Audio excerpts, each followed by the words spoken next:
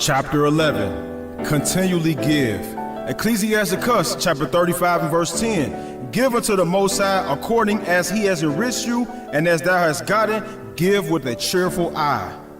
No matter what situation you find yourself in, never stop giving.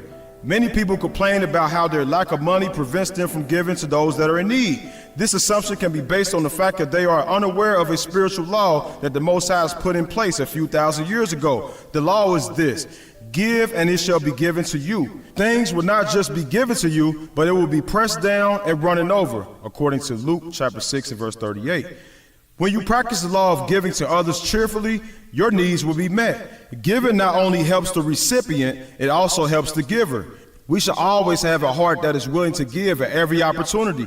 We should have a cheerful countenance when we give, and never a resentful attitude.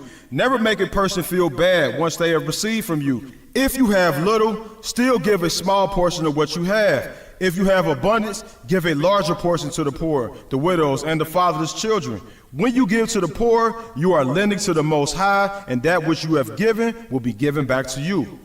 Proverbs chapter 3 and verse 9. Honor the Most High with thy substance and with the first fruits of all thy increase. I have spoken to and learned from some of the most financially successful men in the world. One thing they have in common is that they are givers. In their minds, they give to the Most High by giving a percentage of their income to churches, charities, and other organizations that help those who are less fortunate. The percentage of income that is commonly shared is 10%. Try to at least set aside 10% of your income to help others that are in need. The children of Israel were commanded to give 10% of their increase to the Levites for their service towards the Almighty. Their giving consisted of food, wine, spices, and more. Even though it was usually not actually money that they gave, it still seemed to be a common percentage that people would give. If you put aside money for the work of the Most High first, He will make sure that all of your needs are met. You may still be able to do just as much with 90% of your income as you would with 100%. Give of your time. There are many who believe that they do not have the extra money to give.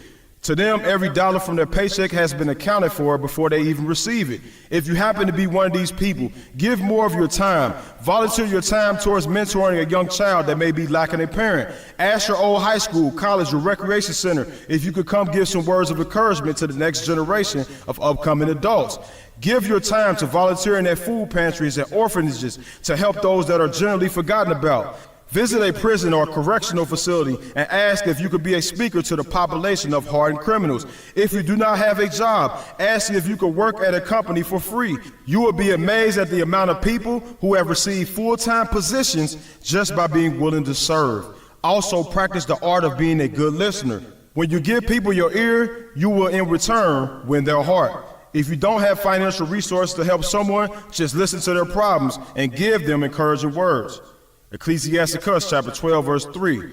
There can no good come to him that is always occupied in evil, nor to him that giveth no alms. There is a spiritual law that requires us to give to the poor in return for unimaginable goods.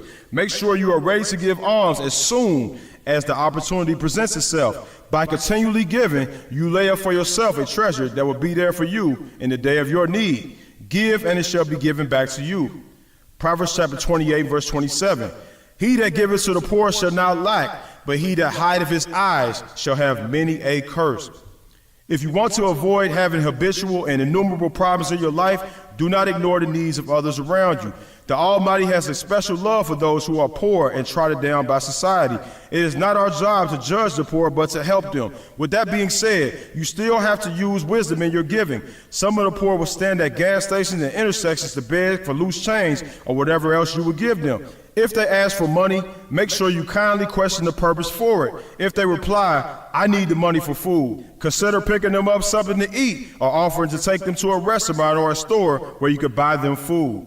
Also, use wisdom, prayer, and discernment so that you will not be the victim of a robbery.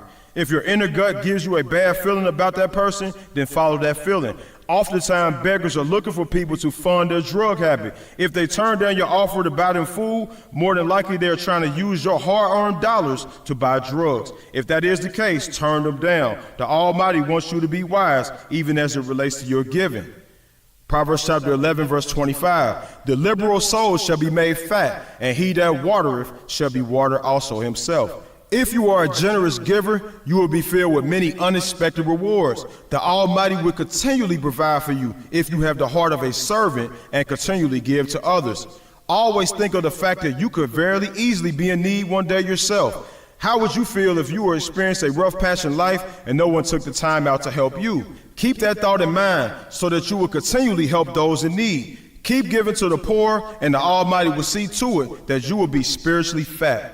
If you are struggling to make ends meet, continually give to the less fortunate. Consistently give, and you will procure the favor of the Heavenly Father.